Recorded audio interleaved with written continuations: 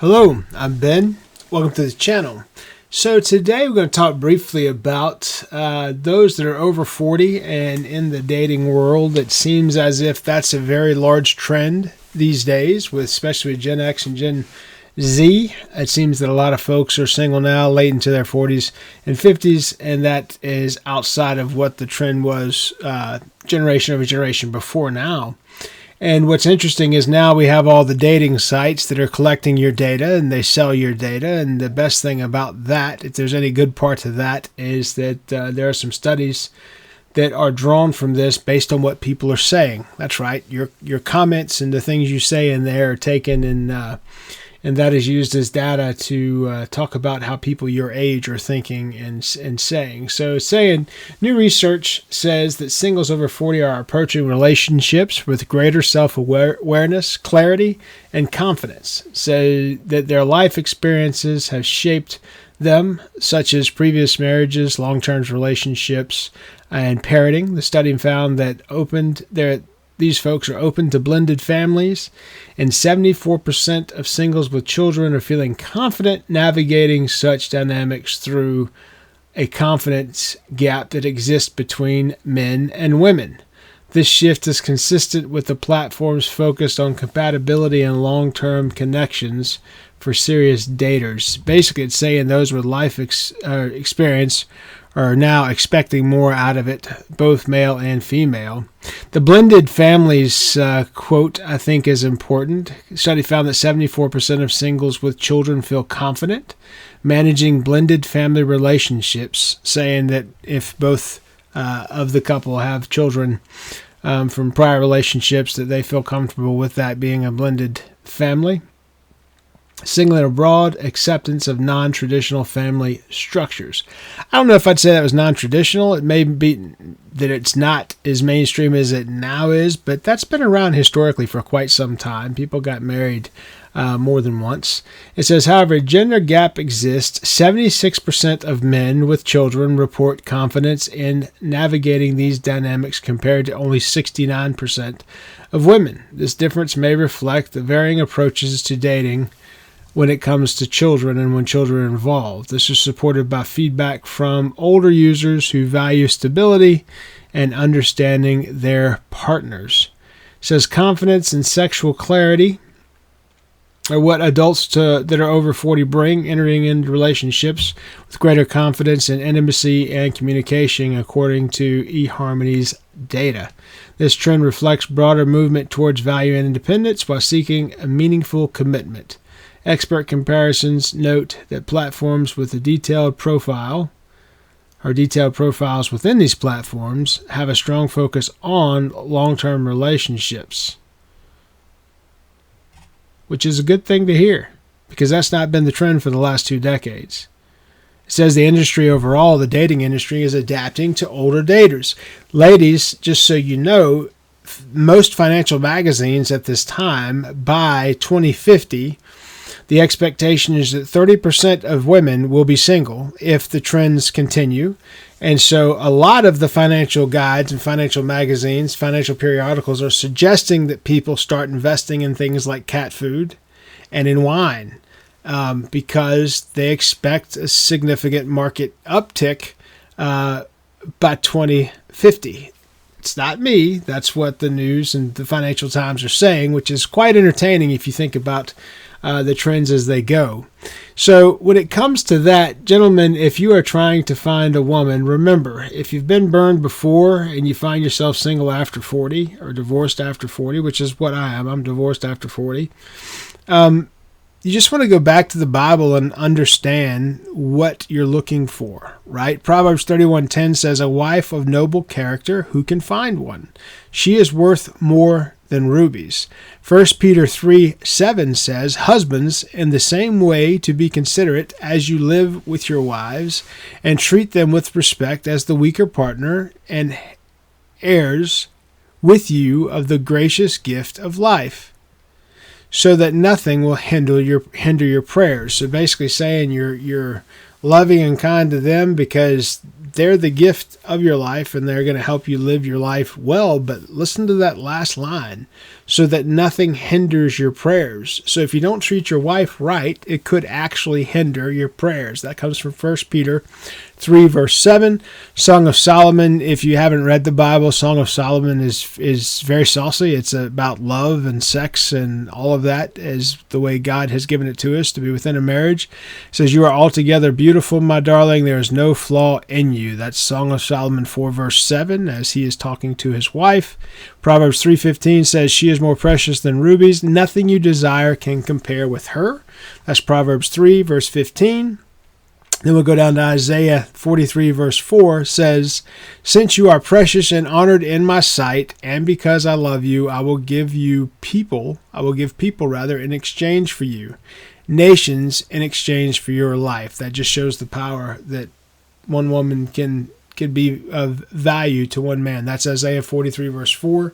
And it's also in the Bible talking about the value of a woman of wisdom. A wise woman builds her house, but with her own hands, the foolish woman tears hers down. That's Proverbs 14, verse 1. Proverbs 31:26 says, "She speaks with wisdom, and faithful instruction is on her tongue." That's Proverbs 31:26, saying what is this valuable woman. Titus 2, verse 3 through 5 says, "Likewise, teach the older women to be reverent in the way that they live, not to be slanderers or addicted to too much wine, but teach what is good. Then they can urge the younger women to love their husbands and their children." That's Titus 2, verse 3 through 5. I will say this. I don't participate in TikTok. However, I do see the TikTok videos that are made into Reels on both Facebook and on YouTube. And I will say there's a lot of man hate and a lot of woman hate going back and forth between the sexes on those social media platforms. It's not good. It's not positive. Apparently, the divorce rate is up with women specifically, listening to other women on those platforms. Guys, the Bible says right there that older women should be reverent in the way they live and teach younger women to love their husbands and their children. You have women telling other women to break their family apart over things that aren't reasons you should break your family apart. I see videos on that just about every day. It's horrible. It puts a horrible situation for the children. In one of the prior videos, we went into the statistics around what a fatherless home does to children and statistically what happens to those kids. From a crime standpoint, from a quality of life standpoint, people who come from a fatherless home have a very rough time in life. So women, if you're thinking about leaving your husband, that's fine, but do it when your kids are 18. Don't do it before then. That's just selfish. You're going to put your kids in a situation where they become victims to other things, and it becomes dangerous. So Proverbs 31:30 says, "Charm is deceptive and beauty is fleeting, but a woman who fears the Lord is to be praised." It's Proverbs 31, verse 30. And one more, it's James 3, verse 17. It says, "But the wisdom that comes from heaven is first of all pure, then peace-loving, considerate, submissive, full of mercy and good fruit. A woman is in this and impartial and sincere." So that's James 3, verse 17. And you have examples in the Bible. Deborah and Esther are two that come to mind. There's tons of books around the women of the Bible that you can read. I would suggest that before you go to TikTok and try to find out what you should do with your spouse or with your marriage, if you are not divorced, that maybe you read the Bible instead and see what that says, pray about it, and try to get some true wisdom there. And then the opposite side of this is when it comes to dating, if you find yourself of no fault of your own on the market because you had a spouse that cheated or was abusive or something like that, then, you've done nothing wrong there. Please do the best you can for yourself and your families, especially if you're looking at having a blended family. I would say this: people that come from abuse, children especially, end up becoming abusers themselves. So if you find a partner that has older children that have been abused, just know that if you have younger children, there's a specific significant risk there that you need to consider. That comes from, crime and medical statistics. So look into that for yourself. But I would say those things are more important to look at because it tells you more about the whole picture than just the individual that's on the other side of it, because it's dangerous out there. It's dangerous out there when you're just a single individual trying to find another single individual. As a man, marriage is an extremely dangerous thing. I mean, as a man, I live in Texas. In Texas, 90% of the time, women get the house and women get custody of the kids. 90% of the time. 80% of the time, it's the women that are filing for divorce. So 80% of the time in Texas, 90% of that number lose their house and their children to that woman. And typically, they have to pay child support and alimony if they've been married longer than 10 years. So it's just something you think about is, for a man, marriage is a very scary thing if he has his life set up and has a home and has some wealth behind him and which if you're at age 40, you should have some of these things lined out for yourself. It makes marriage a lot less attractive for a man of that age in America right now. That just is what it is. So when you're in that category looking for a woman, you want to have confidence in the life experience that person has. You want to have confidence in not just the dating priorities, but the relationship priorities and the future focus that person has. You want to make sure that they're going to give you peace. When I'm talking from a man's standpoint, the biggest thing a woman can do for a man, in my mind, is give him peace. So if a man's out fighting the world, he doesn't want to come home and fight his lady all night long. That's not a good life. What he wants to do is she should be a recharge for him, should be, someone that allows him to come into his own and just be softer and relax and be able to let his guard down inside of his home. And from a female standpoint, it comes back down to the protection and the providing. As a man, gentlemen, you need to be able to protect and provide for a lady, which means you need to be able to pay attention. You need to be able to know what's going on around you, that situational awareness of the finances and of the communities that you live in, and the difficulties that not only your kids but her kids are going through are things that you have to consider. And then, in the end, you're trying your best to raise these little people. So you want to find a person that's going to help you do that as best they can. When you have going back and forth, pity pat, and you can't trust your partner, like nowadays everybody is on, this is something that's trending on all the social media as well, that people are constantly getting on dating sites when they're married and act like it's normal. It's not normal.